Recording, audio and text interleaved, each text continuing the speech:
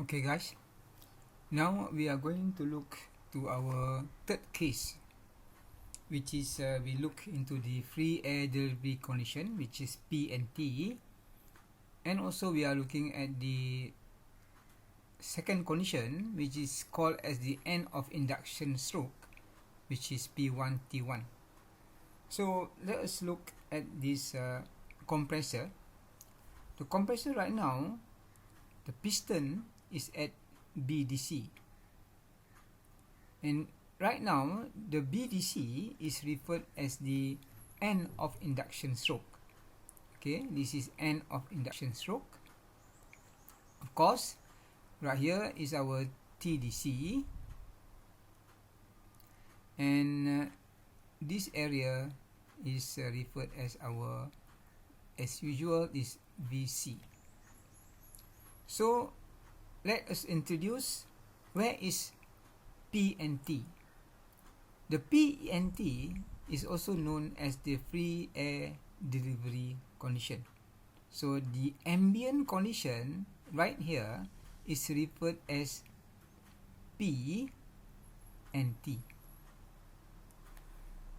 That is what we have now. We are going to differentiate between these two conditions, which is the free air delivery condition, P and T, also known as the ambient condition, where the air is delivered freely into the compressor. And when the piston at BDC, right before the compression stroke, we are going to give this condition as the P1 and T1. So at this point, this is P1 and T1. Okay, and for the delivery condition, we are going to refer that as P2 and T2 as usual. Okay, as usual, P2 and also T2. That is the delivery temperature and delivery condition. So when we look at P and T, okay, when we look at P and T, so this is our P, T, and this is our P1. Right. If we want to allow the flow of air from P and T ambient condition going into this cylinder, right, we must have the condition whereby the pressure of free air must be greater than P1. Why we must have this type of difference in pressure? So that when the ambient pressure is higher than the P1, which is the end of induction stroke pressure, then only the air will flow into the cylinder.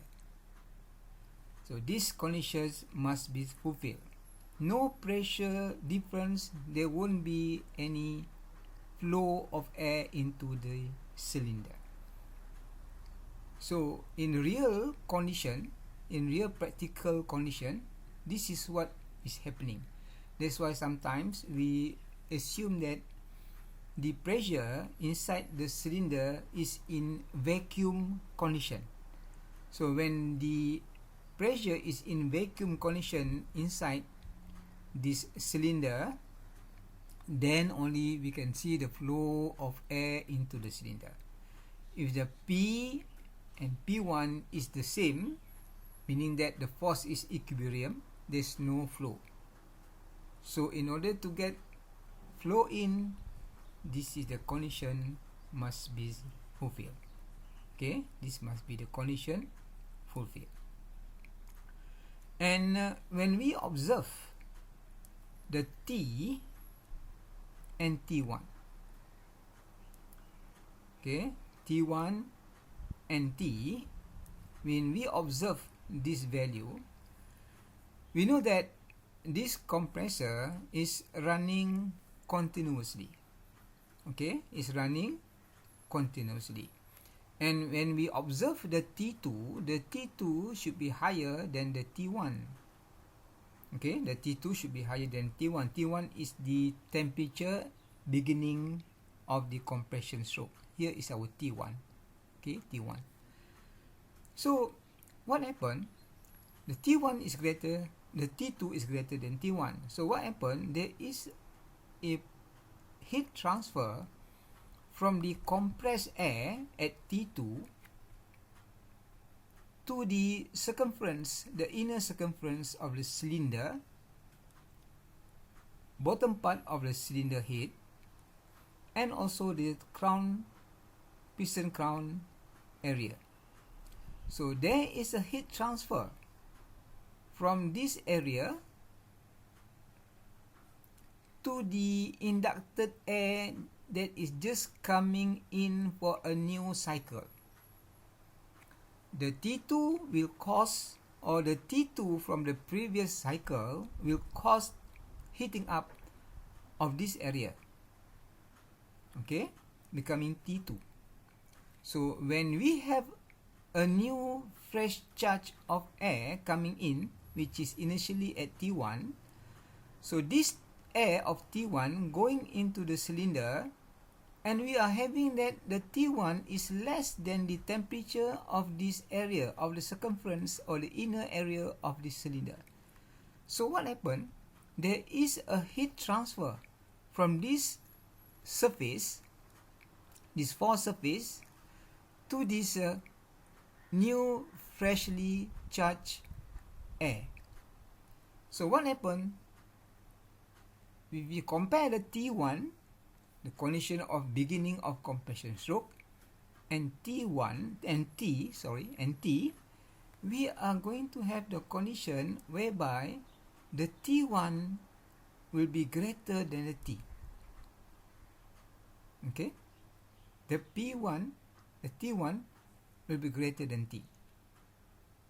Alright, so please bear in mind, take note, these are the difference when and why the differences happen. Why we need the P is greater than the P1? Because we want to allow the flow in of fresh air or the newly fresh charged air. Why is the T1 is greater than the T? Remember the 1, alright? The T1 is basically is the condition at towards the end of the induction stroke, whereby the piston is at BDC. So why we have this difference between the T1 and T, whereby the T1 is greater than T? Because the new fresh charge of air will receive heat transfer from the inner circumference of the compressor. That's why we have this difference condition. So now we are being introduced to extra one more condition, whereby we have our free air delivery condition is different compared to the end of induction stroke condition. And this should be our third case of our compressor. So usually we will write that as the case of, in our case, the P is not equal to P1 and the T is not equal to T1, and for this particular case we are going to add the second case whereby the VC is not equal to 0. Alright, so we have three IGES right now. So when we have these three IGES, so what we could write as far as the state 1 is concerned, for state 1 we are going to have PV is equal to MRT.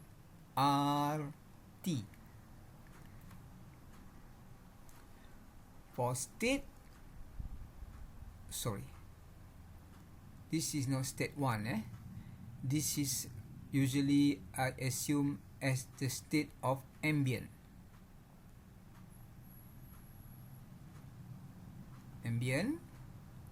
Or also referred as the free air condition. Okay, ambient condition or free air condition. And for state 1, we are going to have the same what we have looked before this. This is PA VA minus VD equal to MRT. And where is state 1? Here is state 1. Okay, here is our state 1. And this will give us the notation of P1 and T1. And the delivery state in this case is still the same, state 2, which is the P VB minus VC, which is equal to MRT2. This is P2. Okay, and in this case the M is constant. Okay, the M is constant, the mass is constant. And remember, if I write this type of equation, then this equation is referring to a cycle, because I'm using M, I'm not using M dot. I'm using V, I'm not using V dot. Same goes for this VA minus VD. I'm using VA minus VD per cycle. Okay, and if we look at the free air delivery condition, we also can write in terms of meter cube per minute or meter cube per second. So if we refer that unit, right, if we refer that at that unit, then we can write here the free air delivery, okay, the amount of free air delivery, as I have explained before this, is also known as the V dot. And remember, this V dot is measured at P and T, the ambient condition in this case. Okay guys, so usually the free air delivery unit will be written as meter cube per minute. That is our standard unit, right? So in this case, if this is occurring for our case of P is not equal to P1 and T is not equal to T1, then we are going to have our IP, same equation, n over n minus 1 and m dot r T2 minus T1. Okay, look carefully. The T1. Now we have convert the T1 as our end of the induction stroke temperature, which is the beginning of what? The beginning of the compression process from A.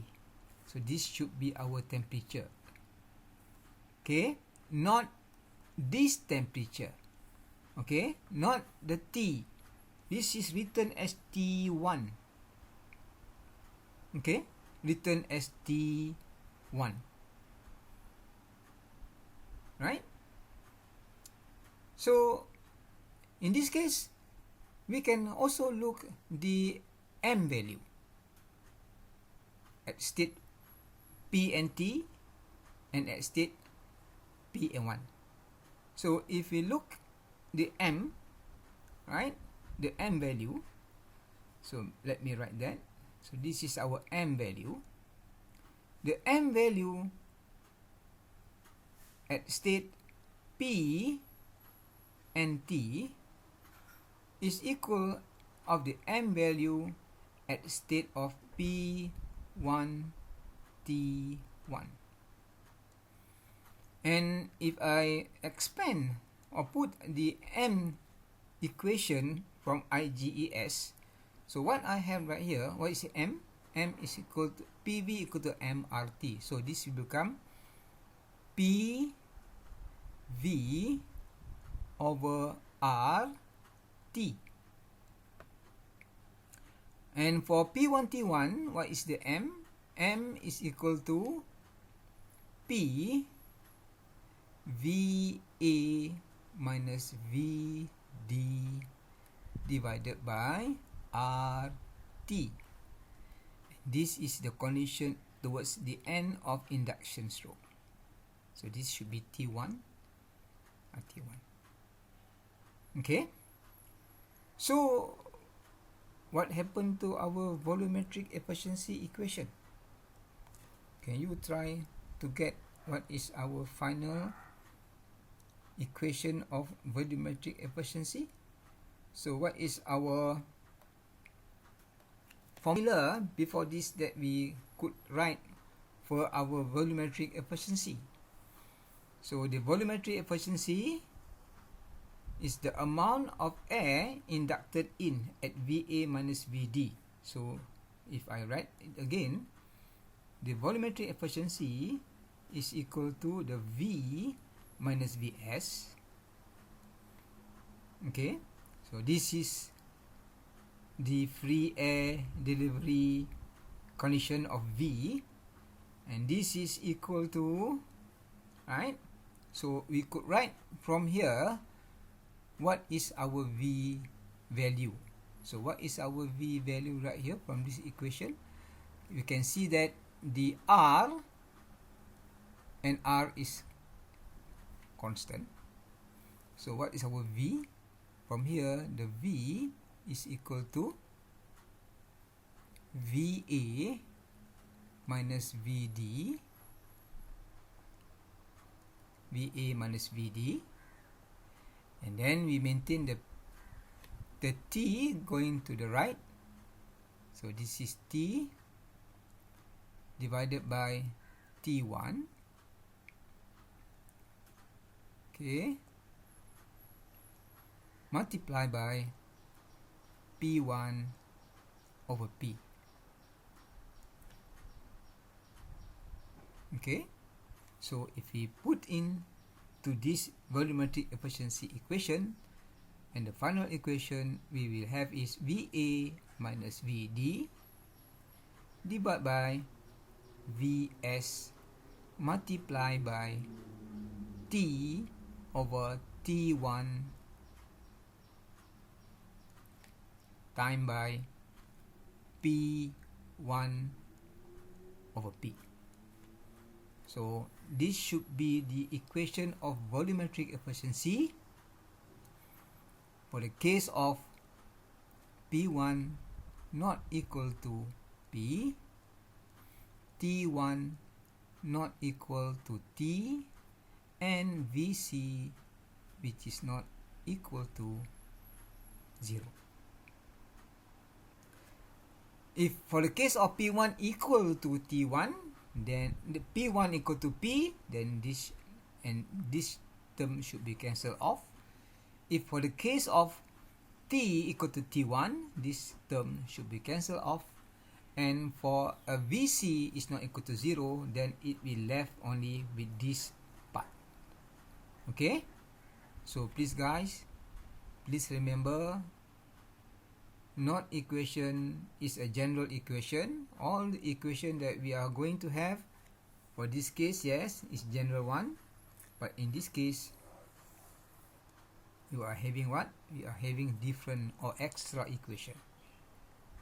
And what happened actually, if we look at the T and T1, we know that the T, as I have mentioned before, we know that the T1 is greater than T. So what we have of this part of this T over T1 is a fraction. Okay, it's a fraction which is smaller than 1. Same go for this condition. This is P1 divided by P, whereby the P should be greater than P1. So this is also a fraction of less than 1. So if this value multiplied by this value, we are going to have drop in volumetric efficiency. And furthermore, if we multiply by P1 over P, we are going to have a further drop in volumetric efficiency. So what happens if we have the drop of volumetric efficiency? The amount of air produced by the compressor will become lesser and lesser. Alright, so this is our case. And as far as the P iso is concerned, if you look at the the isothermal efficiency, just for a recap, if we look right here. So what is our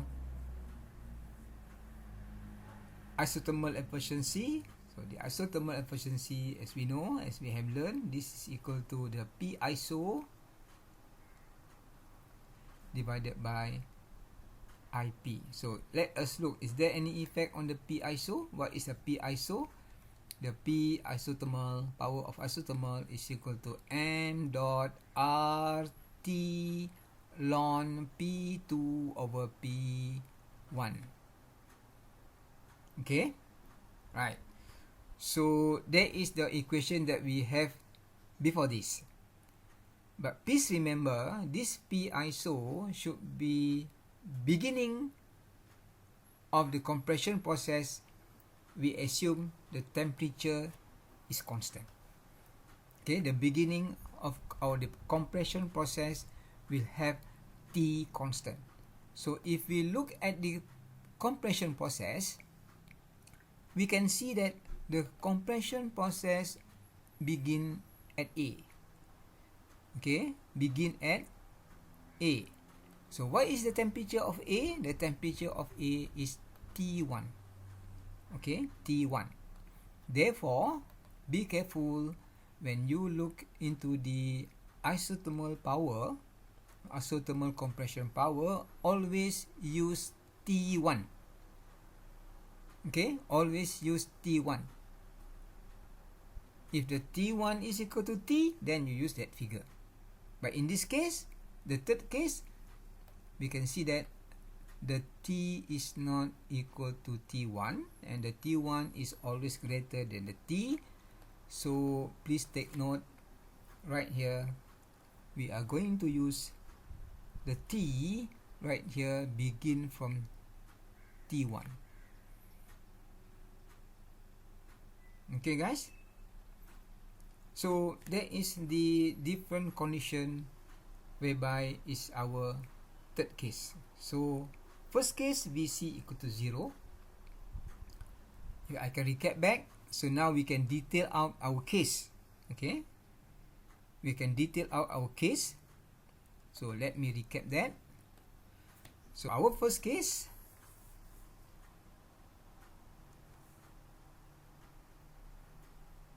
VC equal to 0. Our second case, VC is not equal to 0, P equal to P1, and also T equal to T1.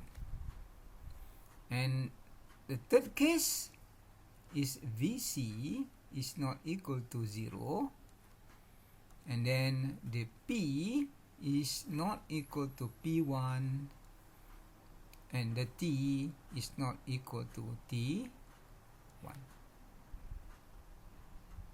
Okay, and after saying that, guys, please look the example 12.5. We will discuss this in the next meeting. Okay guys, okay, thank you very much.